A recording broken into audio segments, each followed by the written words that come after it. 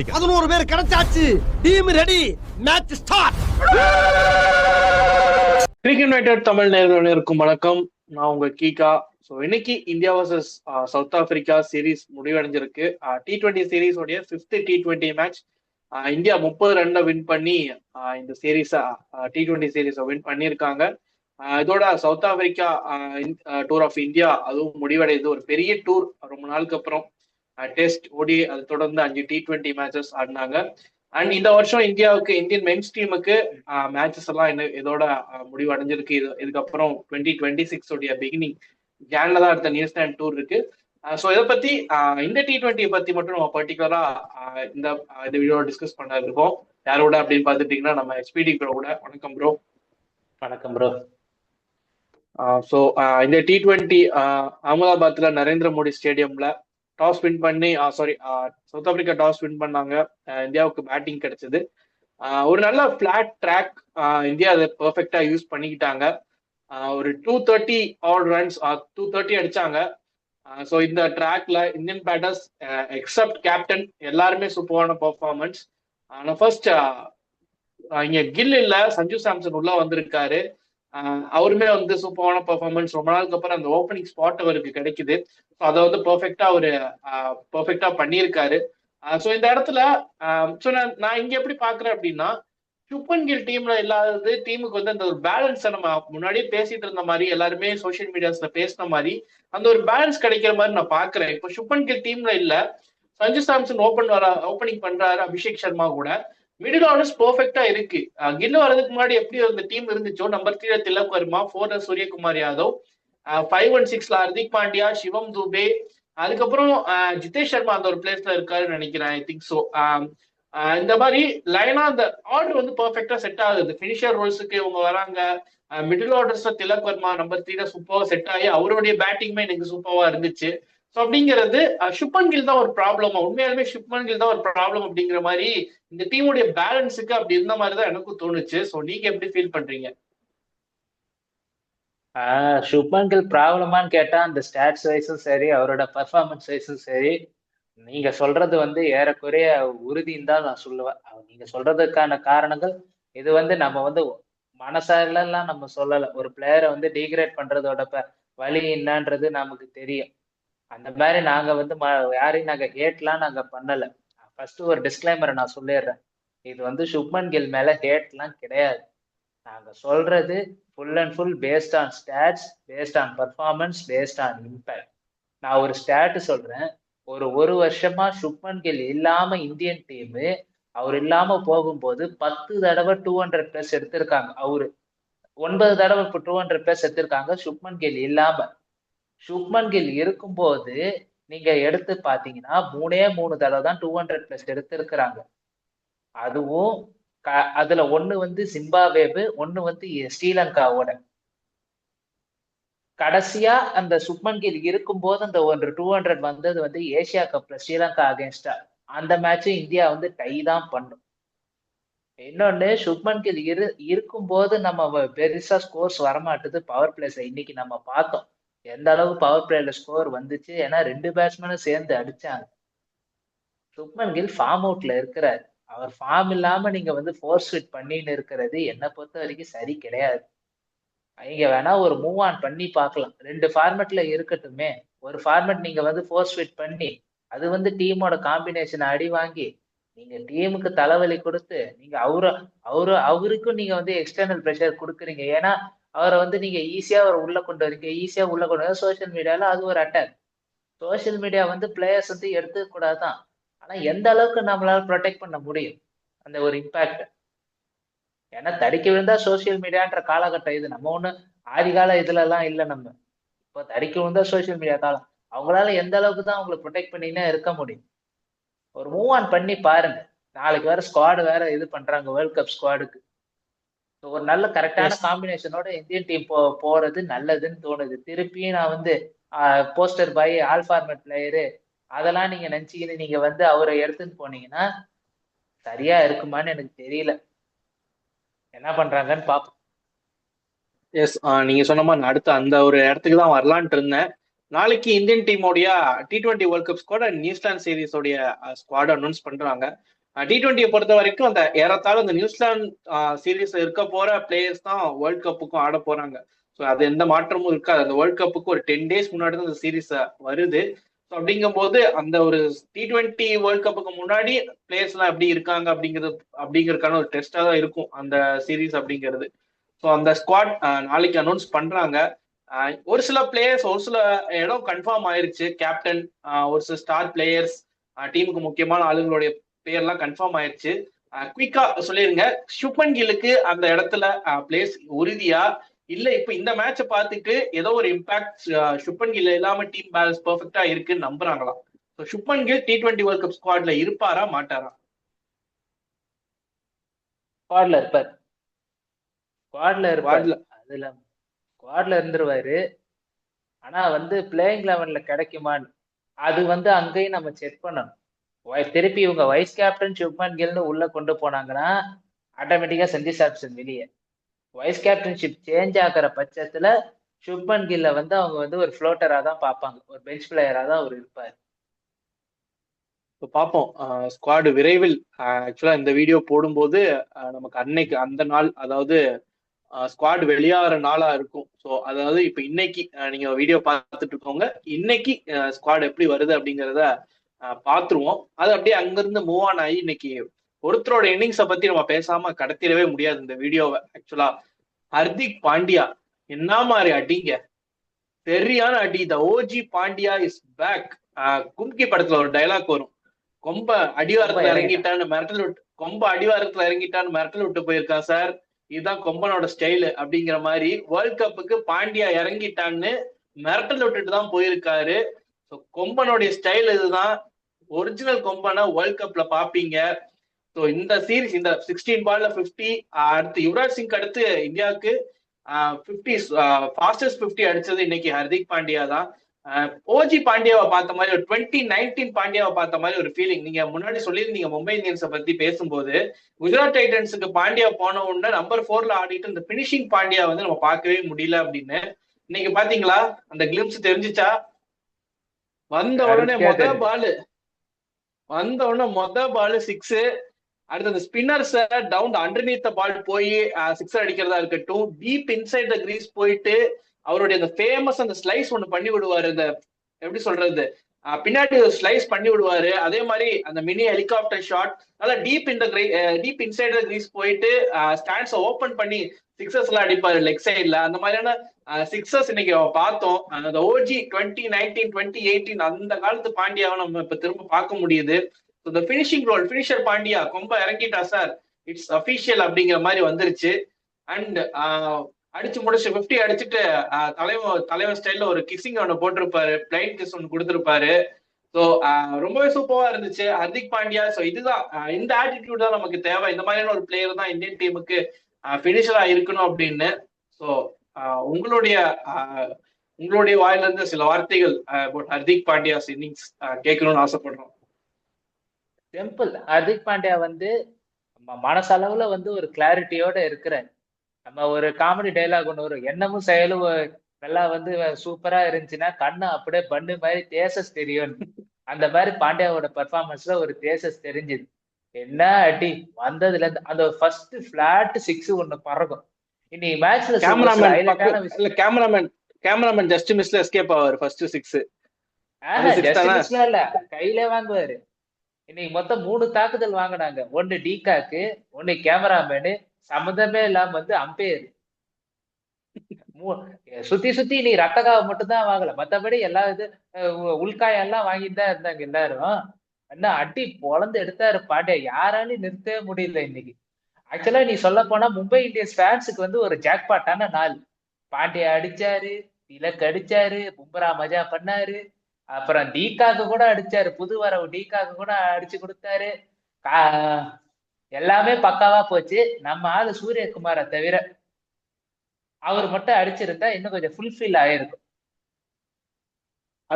அது வேர்ல்ட் கப்ல தீர்த்துப்போம் அந்த குறைய. கண்டிப்பா வேர்ல்ட் கப்ல பிக் மேட்ச்ல வந்து தலைவன் ஃபார்ம் காட்டுவாரு அப்படின்னு நம்புவோம். ஸோ ஹர்திக் பாண்டியாவை தொடர்ந்து ஆக்சுவலா நீங்க சொன்ன மாதிரி திலக் வர்மா அவருடைய நாக் தான் அடுத்து இன்னொரு Paltan Mumbai Indian knock Tilak Varma at number three position. அவர் நான் இதுக்கு முன்னாடியே சொல்லியிருந்தேன், அவர் வந்து எப்பப்பெல்லாம் அந்த முன்னாடியே வராரோ அப்படிங்கிறது, நம்பர் 3 பொசிஷன் அப்படிங்கிறத எவ்வளவு ஓவர் முன்னாடி வராரோ அந்த அளவுக்கு அவருடைய பேட்டிங்ல இம்பாக்ட் இருக்கும் அப்படிங்கிற மாதிரி நான் சொல்லியிருந்தேன். அதேதான் செஞ்சு காட்டியிருக்காரு. அவர் வந்து எப்படி சொல்றதுன்னா ஒரு மெச்சூர்டான பிளேயர். அது முன்னாடியே காட்டியிருந்தாரு. இங்கிலாந்து எகெயின்ஸ்டா சென்னையில ஆடின ஒரு இன்னிங்ஸா இருக்கட்டும், ஏசியா கப் ஃபைனல்ஸா இருக்கட்டும், அந்த மாதிரியான ஒரு மெச்சூரிட்டி காட்டின ஒரு பிளேயர் இன்னைக்கு ஒரு பிளாட் ட்ராக் சொல்லவே வேண்டாம். ஸோ செட் ஆயிட்டாரு அப்படின்னா போட்டு பொழந்துட்டாரு. இந்தியாவுடைய இந்த இன்னிங்ஸ் கன்ஸ்ட்ரக்ஷன்ல ஹர்திக் பாண்டியாக்கு எந்த அளவுக்கு ஒரு குவிக் ஃபயர் நாக் அந்த பங்கு இருக்கோ, இன்னிங்ஸை பில்ட் பண்ணிட்டு வந்ததுல ஒரு பங்கு வந்து திலக் வர்மாக்கும் இருக்கு அப்படின்னு சொல்லலாம். ஸோ வேர்ல்ட் கப்புக்கு இந்த மாதிரியான ஒரு பிளேயர் தான். ஆக்சுவலா வேர்ல்ட் கப் ஸ்குவாட்ல சில பிளேயர்ஸோட பிளேஸ் கன்ஃபார்ம் ஆயிடுச்சு அப்படின்னு சொன்ன மாதிரி திலக் வர்மா அட் நம்பர் 3 போட்டு வச்சுக்கோங்க அப்படிங்கிற மாதிரி தான் இப்போதைக்கு இருக்கு. ஏன்னா அந்த ஒரு மெச்சூரிட்டியில ஆடக்கூடிய ஒரு பிளேயர் எந்த ட்ராக்கா இருந்தாலும் சரி, ஸ்பின் ட்ராக்கா இருந்தாலும் சரி, ஃபாஸ்ட் போலிங் ட்ராக். இப்போ சென்னையில வந்து ஆஸ்திரேலியா கூட ஒரு மேட்ச் ஆட போறாங்க, குரூப் 8 மேட்ச் அப்படின்னு சொன்னாங்க.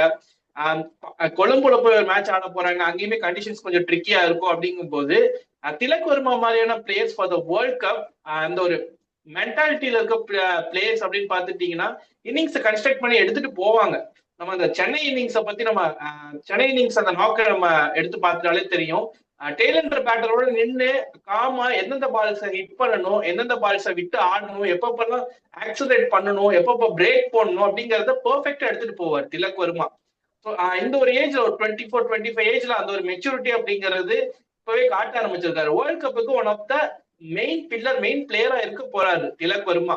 ஸோ அது வந்து இப்போதைக்கு நான் சொல்றேன், நோட் பண்ணி வச்சுக்கோங்க. ஒரு ப்ரெடிக்ஷன் எடுத்துட்டாலும் சரி, ஒரு அனாலிசிஸ் எடுத்துட்டாலும் சரி, வேர்ல்ட் கப்புக்கு திலக் வர்மா ஒரு கிளட்ச் நம்பர் 3ல அவர் நம்பர் 3ல இறக்கி விட்டீங்க அப்படின்னா is gonna show what he is capable of அப்படிங்கிற மாதிரி இன்னிங்ஸ் ஆடதான் போறாரு. So conditions regardless of any conditions அவருடைய பிளே, அவருடைய அந்த மெச்சூரிட்டியான நாக்ஸ், அவருடைய அந்த ஸ்கில் செட்டுக்கு தகுந்த மாதிரி கண்டிப்பா இருக்கதான் போகுது. ஸோ திலக் வர்மா இந்த இன்னிங்ஸ் எப்படி பாக்குறீங்க? நிறைய பவுண்டரிஸ்ல தான் ரன்ஸ் வந்துச்சு. ஹர்திக் பாண்டியா சிக்ஸர்ஸ்ல டீல் பண்ணாரு, இவர் நல்லா கிளாஸியா பவுண்டரிஸ்ல டீல் பண்ணாரு. பிளாட் ட்ராக்கா இருந்தாலும் எல்லாமே நல்லா டைமிங்ல 10 பவுண்டரிஸ் அடிச்சாருன்னு நினைக்கிறேன் இன்னைக்கு. ஸோ இந்த இன்னிங்ஸ் எப்படி இருக்கு? திலக்கு பாலே வந்து ஒரு ஸ்டேட்மெண்ட் சொல்லிடுறாரு அன்னைக்கு அவர் எப்படி ஆட போறேன்னு. திலக்கு பால் பவுண்டரி வந்துட்டா அந்த இன்னிங்ஸை வந்து அவர் வந்து ஃபுல் அண்ட் ஃபுல்லா பெரிய ஸ்கோரோட தான் கன்வெர்ட் பண்ணிட்டு போவார். நம்ம ஐபிஎல்லையும் பார்த்துருக்குறோம். அவர் பாலே உங்களுக்கு வந்து ரன்ஸ் வராம கொஞ்சம் ஸ்லோ ஆனார்னா தான் அந்த இன்னிங்ஸ் அவரால் பேச பண்ண முடியும். பாலே உங்களுக்கு அவரால் பவுண்டரி வர ஆரம்பிச்சுன்னா அவரு நீங்க தடுக்க முடியாது. இன்னைக்கு அதுதான் நடந்துச்சு. ஆல்சோ ஒரு பேட்டிங் ட்ராக்ல வந்து திலக்க நீங்க அன்ஸ்டாப்பபிளா ஆயிடுவாரு. ஆட்டோமேட்டிக்கா அவர் அன்ஸ்டாப்பபிள் ஆயிடுவாரு. அது ஒரு மாதிரி பேட்டிங் ட்ராக்ல அந்த மாதிரி நல்ல பேட்டிங் ட்ராக் கிடைச்சிருக்குது. அதை வந்து கரெக்டா கேபிடலைஸ் பண்ணிக்கணும்னு அவரோட மைண்ட்ல இருந்திருக்கு. அதை சூப்பரா பண்ணினாரு. எனக்கு வந்து இந்த மாதிரி குஜராத்ல ஒரு பிளாட் ட்ராக்கை பார்க்கும்போது இதெல்லாம் ஏயா நீங்க மார்ச் மாசம் ஏப்ரல் மாசம் எல்லாம் காட்ட மாட்டீங்க, எங்களுக்கு மட்டும் ஏயா அந்த பிளாக் சாயில காட்டுறீங்க? எல்லார் மைண்ட் வைஸும் அதுதான் ஓடும். உன்கிட்ட இந்த மாதிரி பிளாட் ட்ராக் எல்லாம் வச்சிருக்கிறியா? வச்சிருந்து ஏன் நீ காட்ட மாட்டேற? நாங்க உனக்கு என்ன பண்ணிட்டோம்? இல்ல ஆக்சுவலா குஜராத்ல அவங்களுடைய ஹோம் கிரவுண்டோட அட்வான்டேஜ் என்ன அப்படின்னா அந்த ஸ்கொயர்ல 8 விக்கெட் இருக்கு.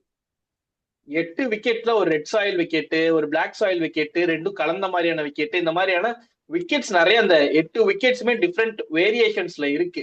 ஸோ நம்ம வரும்போது மட்டும் இந்த பிளாக் சாயில போட்டு விட்டுறாங்க. 2023 வேர்ல்ட் கப் ஃபைனலுக்கு இதே இந்த பிளாக் சாயில் தான் காவு வாங்குச்சு. ஸோ அதை அங்கிருந்து ஒரு எக்ஸ்பெரிமெண்ட் எடுத்துட்டாங்க. மும்பை இந்தியன்ஸ் வராங்களா, நீங்க போடுங்க பிளாக் சாயில போடுங்க அப்படிங்கிற மாதிரி. ஸோ இந்த மாதிரி வேர்ல்ட் கப் மேட்ச் எல்லாம் வரும்போது, வேர்ல்ட் கப் மேட்ச் இந்த மாதிரி பைலாட்டர் எல்லாம் வரும்போது கொஞ்சம் ரன் ஃபீஸ்ட் கொடுக்கணும், என்டர்டெயின்மெண்ட் காட்டணும் அப்படிங்கிறதுக்கு வேண்டி இந்த ரெட் சாயில் விக்கெட்டு, நல்லா பேட்டிங் பிளாட் விக்கெட்டு இந்த மாதிரி போட்டு விட்டுறாங்க.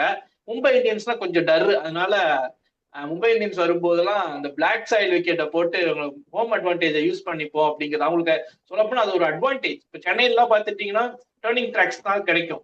மும்பை வான்கடையில அந்த அண்டர் லைட்ஸ் அப்படிங்கும் போது நல்லா ஸ்விங்கா இருக்கும், ரெட் சாயில் விக்கெட் இருக்கும், நல்லா பவுன்சி ரெட் சாயில் விக்கெட் இருக்கும். அகமதாபாத்ல உங்களுக்கு நிறைய அட்வான்டேஜ், நீங்க எது வேணுமோ யூஸ் பண்ணிக்கலாம். ஸோ குஜராத் டைட்டன்ஸுக்கு அது ஒரு மிகப்பெரிய அட்வான்டேஜ். இன்னைக்கு வந்து போட்ட ட்ராக்ஸ் அப்படிங்கிறது ரொம்பவே அந்த ரன்ஸ் அதிகமா வரக்கூடிய அந்த ஒரு இதுதான். ஸோ அந்த ஒரு ட்ராக் தான் போட்டிருந்தாங்க. ஸோ சாலிடா அப்படியே ரன்ஸ் வந்துச்சு. சவுத் ஆப்பிரிக்காவுமே ரன்ஸ் அடிச்சாங்க. அவங்க அந்த டார்கெட் ப்ரெஷர் இல்லை அப்படின்னா, அவங்க ஃபர்ஸ்ட் பேட்டிங் அவங்க பண்ணியிருந்தாங்க அப்படின்னா அவங்க ஒரு 230 அந்த மாதிரியான ஸ்கோர் செட் பண்ணியிருப்பாங்க. ஸோ அங்கிருந்து அப்படியே சவுத் ஆப்பிரிக்கா லீட் எடுத்துட்டு போயிட்டு இருந்தாங்க இந்த மேட்ச். அவங்க சேஸ் பண்ணி சீரீஸ் டிரா பண்ணிடுவாங்கன்னு நினைக்கும் போது சட்டார்னு வந்து ஒரு பிரேக் போட்டாரு வருண் சக்கரவர்த்தி. எனக்கு கண்டிஷன்ஸ் எல்லாம் மெயின் இல்லை, நான் என் ஸ்கில்ஸை நம்புறேன் அப்படிங்கிற மாதிரி வருண் சக்கரவர்த்தி வந்தாரு. ஃபர்ஸ்ட் ஒரு அடி வாங்கினாரு, அதுக்கப்புறம் வந்து வச்சு தொடர்ந்து 2 விக்கெட்ஸ் ஒன்று எடுப்பா இருப்பாங்க. அங்கதான் மேட்சோடைய மொமெண்டம் மாறுச்சு அப்படிங்கிற மாதிரி சொல்லலாம். நம்பர் 1 T20 பவுலர் ஏன் அப்படிங்கிறத டைம் அண்ட் அகைன் ப்ரூவ் பண்ணிக்கிட்டே இருக்காரு. ஸோ வருண் சக்கரவர்த்தி அண்ட் அந்த towards world cup India and ஸ்ரீலங்காவில் நடக்கக்கூடிய வேர்ல்ட் கப்புக்கு தான் வேர்ல்ட் கப் ஸ்குவாட்ல இருக்க போறாரு. இந்த வேர்ல்ட் கப்ல அவருடைய ரோல் என்னவா இருக்கும், ஸ்குவாட்ல அவருடைய ரோல் என்னவா இருக்கும், இதை எப்படி பாக்குறீங்க? வருண் சக்கரவர்த்தி உங்களுக்கு வந்து லீடிங் ஸ்பின்னர், அது அவரோட ரோல் வந்து அதுதான். உங்களோட ஃபர்ஸ்ட் நம்பர் 1 ஸ்பின்னர் வந்து வருண் சக்கரவர்த்தியா தான் இருப்பார் இந்தியன் டீமுக்காக. எப்பப்பெல்லாம் தேவையோ உங்களுக்கு, எப்பப்பெல்லாம் ஒரு பார்ட்னர்ஷிப் பிரேக்கரோ ஒரு விக்கெட் டேக்கிங் பவுலரா தான் உங்களுக்கு வந்து அவர் இருப்பார். ஒரு அட்டாக்கிங் பவுலரா வருண் சக்கரவர்த்தி இருப்பார். இப்போ எப்படி பேஸ் பவுலிங்க்கு வந்து பும்ராவோ, அந்த மாதிரி ஸ்பின் பவுலிங்க்கு வருண் சக்கரவர்த்தி, அப்படிதான் அவங்க கொண்டு போவாங்க. இன்னொன்னு, இன்னைக்கு பவுலிங் ரொட்டேஷன் நல்லா இருந்துச்சு. ஒரு 3 ஓவர் வாஷிங்டன் சுந்தரை வச்சு உங்களுக்கு வந்து ஸ்டார்டிங்ல பவர் பிளேல வச்சு தள்ளி விட்டுட்டு, பும்ராக்கு வந்து நம்ம சொல்லியிருந்தோம், ரொம்ப லேட்டஸ்ட் ஸ்டேஜ்ல நீங்க அவரை வச்சுன்னு இருங்க, அது உங்களுக்கு யூஸ்ஃபுல்லா இருக்கும், ஸ்டார்டிங்ல அவர் கொடுக்காதீங்க அப்படின்னு. இன்னைக்கு வந்து அஷதி உங்களுக்கு ஆட்டோமேட்டிக்கா நீங்க வந்து இவரை கொண்டு வந்துட்டாங்க. அவங்க வருண் சக்கரவர்த்தி நீங்க வந்து இவரை கொண்டு வந்துட்டாங்க. வாஷிங்டன் சுந்தரம் 3 ஓவர் வச்சு அப்படி கொண்டு போயிட்டாங்க. அது கரெக்டா இருந்துச்சு உங்களுக்கு. நீங்க வந்து 1 over Bumrah power play, mid ஓவர்ஸ்ல 1 ஓவர், லாஸ்ட் 2 ஓவர்னு வச்சு இருந்தது. இது ஒரு நல்ல பவுலிங் ரொட்டேஷன். இதே வந்து சூரியகுமார் யாதவ் கொண்டு போகலாம். ஸோ வருண் சக்கரவர்த்தியை பொறுத்த வரைக்கும் அவ்வளவுதான். அவர் வந்து ஒரு attacking spinner, wicket taking option. இன்னைக்கு அடி வாங்கினார், 52 ரன் கொடுத்தார், 2 ஆனா அதுல வந்து நீங்க நல்லா பாத்தீங்கன்னா அவர் வந்து இழுத்தும் பிடிச்சார், 4 விக்கெட்டும் எடுத்தாரு, 52 ரன்னும் கொடுத்தார். அவர் ஒஸ்டும் கொடுக்க முடியும், பெஸ்டும் கொடுக்க முடியும் ஒரே மேட்ச்ல. அதனால நீங்க அவர் வந்து ரூல் அவுட்டே பண்ணக்கூடாது வருண் சக்கரவர்த்தி. அதுதான் என்னோட இது. So finally world cup squad இன்னைக்கு அனௌன்ஸ் பண்ண போறாங்க. ஸோ இந்த வேர்ல்ட் கப் ஸ்குவாட்ல 15 மெம்பர் ஸ்குவாட்ல யாரு இருப்பாங்க அப்படின்னு எக்ஸ்பெக்ட் பண்றீங்க? இந்த கண்டிஷன்ஸ் இதெல்லாம் பேஸ் பண்ணி சும்மா ஒரு ப்ரெடிக்ஷன் ஒன்று பண்ணிடுவோம். 15 மென் ஸ்குவாட்ல first starting with opening batters and their backups யார் யாரெல்லாம் இருக்க போறாங்க? அபிஷேக் சர்மா, சஞ்சு சாம்சன், சுப்மன் கில். ஓகே. அடுத்த திலக் வர்மா, சூரியகுமார் யாதவ் கேப்டன். அதாவது ஒண்ணுமே வேணாம், இன்னைக்கு இருந்த 11s அப்படியே 11 பேர் அப்படியே வந்துருவாங்க. அந்த 11s அப்படியே வந்துரும் 11 பேர். மீதி இருக்கிற 4 பேரும் ரிசர்வ்ஸ் 3 பேரும் தான் இப்ப நம்மளோட கேள்வி. மீதி 4 பேர் சுப்மன் கில் வந்துட்டாரு. அது சுப்மன் கில் இன்னைக்கு பிளேயிங் 11 இல்ல, ஒரு reserve. Okay. Wicket keeper backup Jitesh Sharma already ஸ்குவாட்ல இருக்காரு. ஜிதேஷ் சர்மா இருக்காரு. அதான் ஜிதேஷ் சர்மா ஆல்ரெடி பிளேயிங் 11ல இருக்காரு. ஸோ விக்கெட் கீப்பர் பேக்கப் தேவையில்லை. ஸ்பின்னருக்கு நம்ம இன்னைக்கு வருண் சக்கரவர்த்தி இருந்தாரு, வாஷி இன்னைக்கு இருந்தாரு. வாஷி இருப்பாரா ஸ்குவாட்ல அப்படிங்கிறது ஒரு டவுட். ஏன்னா அக்ஷர் பட்டேல் வெளியே இருக்காரு, குல்தீப் யாதவ் வெளியே இருக்காரு. ஸோ வாஷி நீங்க சொன்ன இந்த பிளேயிங் 11லயே வந்து வாஷிக்கு வாய்ப்பு கிடைக்குமா செகண்டரி ஸ்பின்னரா, இல்ல குல்தீப் இருக்காரு, அக்ஷர் இருக்காரு, ஒரு ஆல்ரவுண்டர் அந்த ஆப்ஷன்ல போவாங்களா? ஸோ வாஷி இவங்க 3 பேர்த்துல யாரு 2 பேர் இந்தியன் கண்டிஷன்ஸ் பேஸ் பண்ணி பார்த்தா 2 ஸ்பின்னர் இருப்பாங்க. மொத்தம் 3 ஸ்பின்னர் இருப்பாங்க. வருண் சக்கரவர்த்தி, ரிகார்ட்லஸ் ஆஃப் வருண் சக்கரவர்த்தி, 2 ஸ்பின்னர்ஸ் யாரா இருக்க போறான் இந்த 3 பேர்ல? கேட்கல ப்ரோ. இப்ப கேக்குதா? ஸோ இப்போ வந்து ஆல்ரெடி ஸ்குவாட்ல வாஷிங்டன் சுந்தர் நீங்க இப்ப இந்த பிளேயிங் 11ல இருக்க எல்லாருமே இருப்பாங்க அப்படின்னு சொன்னீங்க. வாஷிங்டன் சுந்தர் இந்த பிளேயிங் 11ல இருக்காரு. பட் பேக்கப்ல இருக்க ஸ்பின்னர்ஸ் அக்ஷர் பட்டேல், குல்தீப் யாதவ் இருக்காங்க. ஸோ இந்த 3 ஸ்பின்னர்ல யாரும் 2 பேர் தான் ஸ்குவாட்ல இருக்க முடியும். வருண் சக்கரவர்த்தி ஆல்ரெடி ஸ்குவாட்ல இருக்காரு. அவங்க கூட சேர்ந்து இந்த கண்டிஷன்ஸ் இந்தியா அண்ட் ஸ்ரீலங்கன் கண்டிஷனுக்கு தகுந்த மாதிரி 2 ஸ்பின்னர் எடுத்துட்டு போவாங்க. ஸோ அதுல வாஷிக்கு பிளேஸ் இருக்கா, இல்ல வாஷியை தவிர குல்தீப் அண்ட் அக்ஷர் இருக்காங்க. ஸோ இந்த 3 பேர்ல யார் 2 ஸ்பின்னர் வேர்ல்ட் கப்புக்கு போவா? இது ரொம்ப ஒரு டிப்ளமேட்டிக்கான கொஸ்டின். இது என்னை பொறுத்த வரைக்கும் இவங்க 2 பேரோடையும் போய் ஆக வேண்டிய ஒரு கட்டாயத்துல இருக்கிறாங்க. நம்ம சுப்மன் கில்லு இருக்கிறாரு, வாஷிங்டன் சுந்தர், குல்தீப் யாதவ், இவங்க 2 பேரும் நீங்க தவிர்க்க முடியாது. அவங்க ஸ்கீம் ஆஃப் திங்ஸ் இருக்காங்க. அக்ஷர் பட்டேல் இருக்கிறாரு, குல்தீப் யாதவ் இருக்கிறாரு. நீங்க வந்து அக்ஷர் பட்டேலையும் சாக்ரிஃபைஸ் பண்ண முடியாது ஒரு பேட்டிங் ஆப்ஷனுக்காக. கரண்ட் ஃபார்ம் வந்து கொஞ்சம் ஒரு டல் அடிச்சாலும் அவர் வந்து ஒரு T20 வேர்ல்டு கப்ல அவர் எந்த அளவுக்கு அவரோட இம்பாக்ட் கொடுத்தாருன்னு நமக்கு தெரியும். ஸோ என்னை பொறுத்த வரைக்கும் இவங்க 2 பேரையுமே எடுத்துன்னு போயிடுவாங்க. இன்னும் ஒரு ஆப்ஷன் பேக்கப் வந்து அஷித் ராணா. அஷித் ராணா வந்து நீங்க வந்து அவர் பேக்கப் ஆப்ஷனா அவரையும் உள்ள கொண்டு போயிடுவாங்க. இதுதான் என்னோட ஒரு 15 இன்னைக்கு இருந்த ஸ்டார்டிங் 11.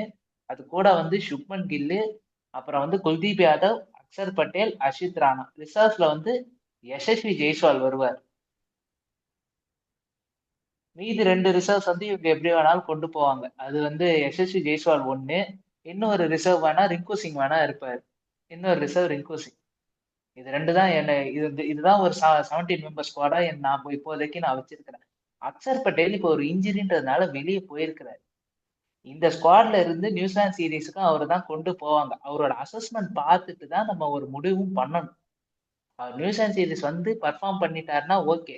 சப்போஸ் அவர் நியூசிலாந்து சீரீஸால வர முடியல, ஃபிட்னஸை கிளியர் பண்ண முடியலன்னா அந்த டெட்லைன் டேல வந்து அக்சர் பட்டேல் நீக்கப்படலாம். அக்சர் பட்டேல் நீக்கப்பட்டது யசஸ்வி ஜெய்ஸ்வால் வந்து ப்ரொமோட் பண்ணலாம் இந்த ஒரு இதுக்கு சீனியர் டீமுக்கு. அப்படின்னா 4 ஓப்பனர்ஸோட போறாங்க அப்படின்னு சொல்றீங்க. ஏன்னா ஆல்ரெடி ஸ்குவாட்ல 2 சுப்மன் கில் ஒரு பேக்கப்பா நம்ம ஆப்ஷன் வச்சிருந்தாலும் இப்ப 4வது ஓப்பனரா யசஸ்வி 4 ஓப்பனர்ஸ் தேவைப்படுதா? ஏன்னா இந்த 15 மெம்பர் ஸ்குவாட் அப்படிங்கிறதுல நமக்கு இந்த பேக்கப்ஸ் அப்படிங்கிறது மொரோவர் பவுலர்ஸ் வச்சு ஃபில் பண்றதுதான் ஒரு புத்திசாலித்தனம் ஒரு ஸ்குவாட்ல. ஸோ இந்த இடத்துல நீங்க 4 ஓப்பனர்ஸ் 2 பேக்கப்ஸ் அப்படின்னு நீங்க யோசிப்பீங்களா? ஏன்னா இப்போ இன்ஜுரி ரீப்ளேஸ்மெண்ட்ஸ் கூட நமக்கு அவைலபிளா இருக்கு. ஸோ அப்படி கூட ரிசர்வ்ல இருந்து எடுத்துக்கலாம். ஸோ 4 பிளேயிங் 15லக்குள்ளேயே வந்து 4 ஓப்பனர்ஸ் அப்படிங்கிறது நான் எடுத்துட்டு போக மாட்டாங்க அப்படிங்கிற மாதிரி தான் எக்ஸ்பெக்ட் பண்றேன். Either Gill or Yashasvi. இப்ப இருக்க சான்சஸ் பேஸ் அடிப்படையில நான் கில்ல நான் பாக்குறேன் ஒரு பேக்கப்பா. ஒருவேளை வேர்ல்டு கப் நீங்க சொன்னது ஒரு நல்ல பாயிண்ட். 2024 வேர்ல்டு கப்ல இந்தியா வந்து கிட்டத்தட்ட இவரு விராட் கோலி, ரோஹித் சர்மா, சஞ்சு சாம்சன், சுப்மன் கில்லும் இருந்தார். இல்ல சுப்மன் கில் இல்லன்னு நினைக்கிறேன், எடுத்துட்டு போல. ஜெய்ஸ்வால் இருந்தாரு, ரிசர்வ்ஸ்ல இருந்தாரு. அல்ல 15ல இருந்தாரா ரிசர்வ்ஸ்ல இருந்தாரான்னு தெரியல. இல்ல 15 இல்ல, ஜெய்ஸ்வால் தான் இருந்தாரு. ஜெய்ஸ்வால் எடுத்துட்டு போனாங்க. ரிசர்வ்ஸ்ல ஜெய்ஸ்வால் இருக்கிறார். இல்ல 15 மெம்பர் ஸ்குவாட்ல ஜெய்ஸ்வால் இருந்தாரு, ரிசர்வ்ஸ்ல கில் இருந்தாரு. அதான் அவங்க அந்த மாதிரி அப்பயே 4 பேரோட போனாங்க. அவங்களுக்கு வந்து ஓப்பனிங்காகன்னு எடுத்துன்னு போகலாம். ஏன்னா மற்ற இடங்கள்ல வந்து அவங்களுக்கு வந்து ஒரு நம்பிக்கை இருக்குது. எந்த ஒரு இன்ஜுரியும் ஆகாது, நம்ம அப்படியே கேரி ஃபார்வர்ட் பண்ணிக்கலாம் அப்படின்ற ஒரு நம்பிக்கையோட அவங்க போயிடுவாங்க. உங்களுக்கு தேவைப்பட்டாலும் உங்களுக்கு வந்து அஷித் ராணா உள்ள கொண்டு வந்துடலாம். இன்னொன்னு ஸ்பின் பவுலிங் ஆப்ஷன்ஸ் வேற இருக்குது இல்ல. அக்சர் பட்டேல் இருக்கிறாரு, குல்தீப் இருக்கிறாரு. இப்ப யாராவது ஒரு ஃபாஸ்ட் பவுலர் வந்து கட் பண்ணிட்டு அந்த ஒரு ஸ்பின்னரை கூட கொண்டு போய்க்கலாம். ஒரு கேம்பிள் எடுத்து அவங்க ஏன்னா ரெண்டு பேஸ் பவுலிங் ஆல்ரவுண்டர்ஸ் உங்க டீமுக்குள்ளே இருக்கிறாங்க. ஹர்திக் பாண்டியா, சிவம் துபே. யா இன்னைக்கு ஆக்சுவலா ஸ்பின்னுமே வந்து அபிஷேக் சர்மா கொஞ்சம் ஓவர்ஸ் யூஸ் பண்றாங்க. இன்னைக்கு லாஸ்ட் ஓவர் தான் போட்டாரு, பட் ஸ்டில் அவர் ஒரு டீசென்டான ஸ்பின்னரும் கூட. திலக் வர்மாவும் போடலாம். நான் இது வந்து ஒரு பிரைமரி ஆப்ஷனா யூஸ் பண்ணுவாங்க அப்படிங்கிற மாதிரி சொல்லல. மேபி ஒரு சில இடத்துல யூஸ் பண்ண, ஏன்னா ஆல்ரெடி நம்ம 2 ஸ்பின்னர் பேக்கப்ல ஒரு ஸ்பின்னர், மொத்தம் 3 ஸ்பின்னரோட தான் போறோம். இன்ஃபேக்ட் சென்னை மாதிரியான கண்டிஷன்ஸ்ல ரொம்ப ஸ்பின் ட்ராக்ஸ்ல போனாங்க அப்படின்னா நீங்க சொன்ன மாதிரி 3 ஸ்பின்னர்ஸே நம்ம ஆட வச்சிடலாம். ஏன்னா ஃபாஸ்ட் பவுலிங் நமக்கு வந்து medium pacers 2 medium pacers batting ஆர்டர்லயே இருக்காங்க, 2 ஆல்ரவுண்டர்ஸ் அப்படிங்கும் போது எஸ் கொஞ்சம் பேலன்ஸ் ஸ்குவாட்ல இருக்கு. அண்ட் நீங்க சொல்றதும் அக்ரி பண்ணிக்கலாம். ஓப்பனர்ஸ் தேவையா 4 ஓப்பனர்ஸ் அப்படிங்கிற மாதிரி கேட்டிருந்தேன். ஸ்குவாட்ல பேலன்ஸ் இருக்கு அப்படிங்கும் போது கன்சிடர் பண்ணலாம் அப்படிங்கிற மாதிரி தான் தோணுது. அண்ட் அஃப்கோர்ஸ் 2024ல விராட் கோலி, ரோஹித் சர்மா, யசஸ்வி ஜெய்ஸ்வால், சஞ்சு சாம்சன் 4 பேருமே 15 மெம்பர் ஸ்குவாட்ல தான் இருந்தாங்க. ஸோ அப்படிங்கும் போது ஸ்குவாடோடைய balance and Dube and Hardik bowling அப்படிங்கும் போது எஸ் எடுத்துட்டு போலாம் அப்படிங்கிற மாதிரி தான் தோணுது. ஸோ பார்ப்போம் 15 மெம்பர் ஸ்குவாட் இன்னைக்கு எப்படி அனௌன்ஸ்மெண்ட் வருது, எந்தெந்த பிளேயர்ஸ் அவுட் அப்படிங்கிறத பார்ப்போம். எனி சர்ப்ரைசிங் இருக்கா அப்படிங்கிறதையும் பார்ப்போம். ஸோ இதே மாதிரி இன்னொரு வீடியோஸ் அடுத்து ஐபிஎல் பேஸ்ட் வீடியோஸ் எல்லாம் நிறைய வந்துட்டு இருக்கு. இந்த வருஷத்துக்கான இயர் ரிவ்யூ இன்னும் இந்த வருஷத்துல மேட்சஸ் மட்டும் தான் முடிஞ்சிருச்சு, பட் எங்களுடைய வீடியோஸ் அப்படிங்கிறது இந்த இயர் ஃபுல்லா வந்துட்டு தான் இருக்கும். ஸோ அடுத்து ஸ்குவாட் ரிவ்யூல நம்ம சந்திப்போம். அது வரைக்கும் உங்களிடமிருந்து விடை பெறுவது கீகா அண்ட் SPD ப்ரோ. நன்றி.